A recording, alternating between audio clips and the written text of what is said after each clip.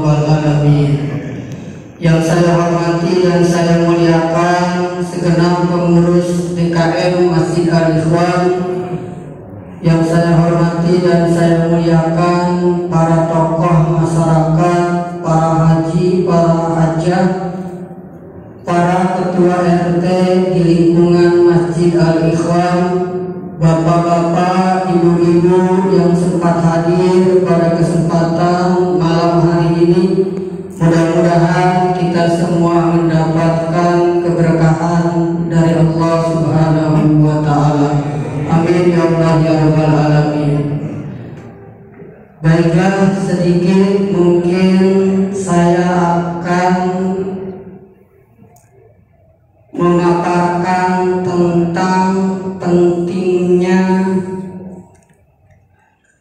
masalah sanad keilmuan. Jadi kita semua di dalam belajar, di dalam berguru kepada seseorang harus memperhatikan backgroundnya, harus memperhatikan latar belakangnya. Ini Ustadz dari mana, keluaran mana, pesantrennya di mana, kalau kuliahnya di mana. Jangan sampai salah pilih guru. Kalau sudah salah pilih guru, nanti efeknya akan berbahaya. Hadirin, minimal untuk menyampaikan suatu ilmu agama secara syariat harus melalui tahapan. Beliau tentunya sudah melewati tahapan belajar di satu pondok pesantren sampai dengan tuntas, sampai dengan khatam, mendapatkan ijazah dari gurunya atau sertifikasi. Itu menurut secara syariatnya. Dalam tradisi pondok pesantren tentunya juga ada wisuda, wisuda santri, pelepasan santri. Kalau tradisi di pesantren Salafi, pesantren Kobo, Balerongge yang kita kenal, itu ada istilah seorang santri yang sudah mendapatkan izin dari kiainya, dia diiring. Apa itu diiring? Si murid tadi, si santri tadi keluar dari satu pondok pesantren, dihantarkan oleh kiainya ke rumahnya, ke tempat tinggalnya, kembali dipasrahkan kepada orang tuanya, sudah bisa mengabdi di masyarakat. Ataupun kalau dia mau meneruskan berlanjut ke pesantren-pesantren yang lainnya, berarti dia sudah mendapatkan ijazah dari seorang kiai, dari seorang guru untuk bisa menyampaikan ilmunya di tengah masyarakat secara syariat. Kalau secara thariqah itu lebih lagi sangat-sangat dahsyat, sangat-sangat sulit untuk bisa menyampaikan suatu ilmu. Seperti yang dicontohkan, kita baca manaqib dari Tuan Syekh Abdul Qadir Al-Jilani. Sebelum beliau berdakwah menyampaikan risalah agama di hadapan masyarakat umum, beliau tidak mampu untuk berkata-kata, sehingga suatu ketika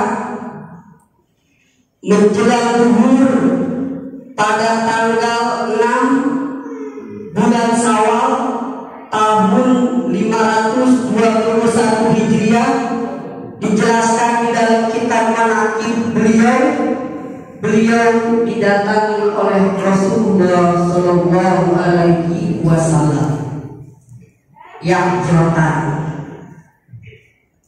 secara yang jotan, bukan lagi di dalam mimpi. Ini bisa terjadi, bisa saja terjadi untuk kekasih-kekasih Allah Subhanahu wa Ta'ala.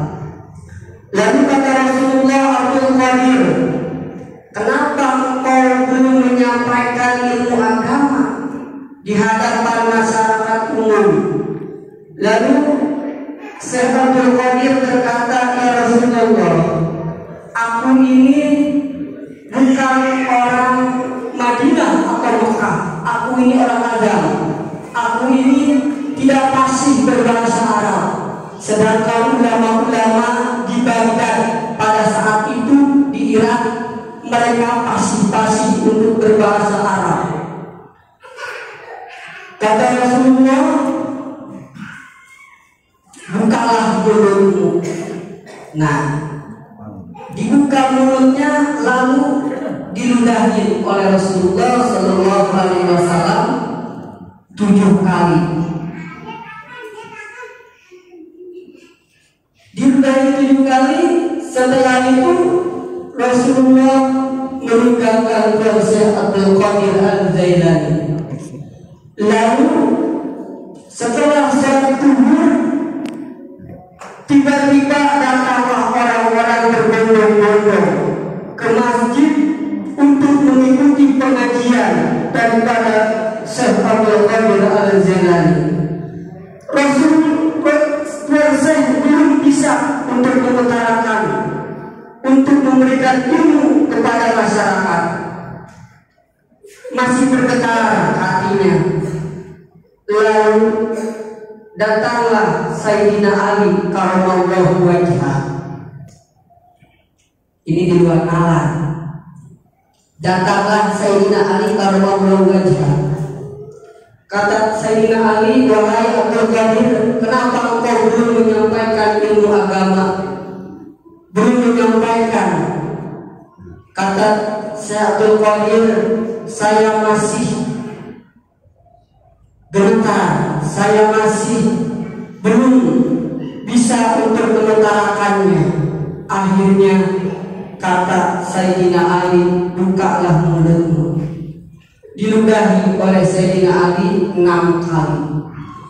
Tuhan saya berkata, wahai kakekku, karena Tuhan saya Abdul Qadir ini nasab keturunannya sampai kepada Sayyidina Ali, dari Sayyidina Husain, Sayyidina Ali, sehingga masih cucu daripada Sayyidina Ali dan juga Rasulullah Sallallahu Alaihi Wasallam. Wahai kakekku Sayyidina Ali, kenapa engkau meludahiku 6 kali? Tidak seperti Rasulullah 7 kali. Ada tata krama. Sehingga aku meludahimu 6 kali karena ada kepada Rasulullah. Akhirnya setelah itu barulah Tuan Syekh Abdul Qadir Al-Jailani lancar di dalam menggunakan ilmu-ilmu agama, sehingga sampai sekarang namanya selalu harum, selalu menjadikan namanya masyhur di kalangan umat Islam, terutama adalah di kalangan Nahdiyin ahli sunnah wal jamaah. Itulah tahapannya. Jadi tidak sembarangan untuk kita bisa menyampaikan sesuatu ilmu agama. Kalaulah tidak ada sanad keilmuan, maka nanti berbahaya. Bisa siapa saja berbicara tentang agama, nanti akhirnya agama akan menjadi sesuatu permainan. Agama akan menjadi sesuatu yang tidak lagi sakral. Untuk itu perlunya kita mempunyai guru yang bersanad, yang bersilsilah. Guru kita terima ilmu dari gurunya, sehingga sampai kepada Rasulullah Shallallahu Alaihi Wasallam. Sebagaimana Imam Malik mazhab Maliki, beliau mengambil sanad keilmuan dari tabi'in, Nabi dari Ibnu Umar dari Rasulullah Shallallahu Alaihi Wasallam. Begitu juga dengan Imam Syafi'i adalah murid dari Imam Malik. Tadi Imam Malik mengambil dari Nabi dari Ibnu Umar. Bahkan Imam Syafi'i mempunyai sanad ilmu dari sahabat yang lainnya sampai kepada Ibnu Abbas, sampai kepada Rasulullah Shallallahu Alaihi Wasallam. Untuk marilah sama-sama kita berhati-hati di dalam mencari seorang guru, karena guru itu akan menjadi penanggung jawab bagi diri kita. Jangan sampai kita sembarangan untuk memilih guru. Bolehlah kita melihat untuk referensi di YouTube, tapi harus kita bertalaki, bermunajamah, harus menghadiri majlisnya. Semisal majlis-majlis ulama-ulama yang ada di YouTube, jangan hanya kita dengarkan ceramahnya di YouTube, tapi kita sempatkan hadir di majlisnya supaya kita diaku sebagai muridnya. Itulah mungkin yang dapat disampaikan. Mudah-mudahan ada manfaatnya, khususnya bagi diri pribadi. Mohon maaf apabila ada kata-kata yang tidak pas, yang kurang pas. Ini adalah pengetahuan, mudah-mudahan bisa diambil hikmah dari ini semua, karena sekarang sangat-sangatlah rentan kita di dalam beragama ini. Untuk itu kami mohon maaf. Billahi taufiq wal hidayah. Wassalamualaikum warahmatullahi wabarakatuh.